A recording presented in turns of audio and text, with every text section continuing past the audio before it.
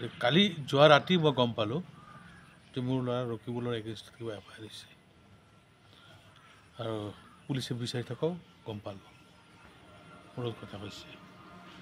তাৰপিছত মই অলপ তদন্ত কৰি চালোঁ, সোধ-পোছ কৰি চালোঁ যে আমনিৰ ইব্ৰাহিম আলী বুলি নামৰ এজন ল'ৰা আছে। সি মোৰ ল'ৰা ৰকিবুলৰ পৰা ৮০,০০০ টকা ধাৰ লৈ গৈছিলে তাৰ বিয়াৰ সময়ত, আৰু সেই ৮০,০০০ টকাৰ বহুদিন পিছত ৫০,০০০ টকা অনলাইনত পে'মেণ্ট কৰি দিলে আৰু ৩০,০০০ টকা তাৰ পাবলৈ আছে।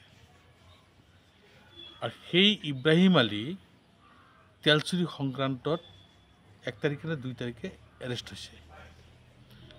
তাৰপিছত তাৰ মোবাইলত অনলাইন পে'মেণ্ট মোৰ ল'ৰাৰ তাত দিয়া দেখা পাইছে, সিও কৈছে দিছে বুলি।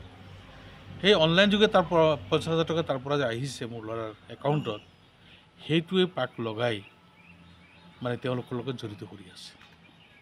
তো মোৰ কথাটো হ'ল এইটোৱেই যে মই অসম বিধানসভাৰ সদস্য, মই আইন কেতিয়াও ভংগ নকৰোঁ। আইনৰ মতে আইনে গতি কৰিব, আইনত সহযোগ কৰিম, আৰক্ষীক সহযোগ কৰিম, কিন্তু মই ন্যায় বিচাৰিছোঁ। যদি মোৰ ল'ৰা দোষী হয় শাস্তি পাক, কোনো কথা নাই, কিন্তু ৰাজনৈতিকভাৱে যাতে মেৰ পাছত পেলাই মানে অপৰাধী সজোৱা নহয়, তাৰ বাবে মই কৰ্তৃপক্ষক মই এটা অনুৰোধ জনাইছোঁ। পবিত্ৰ মাৰ্কেটৰ এটা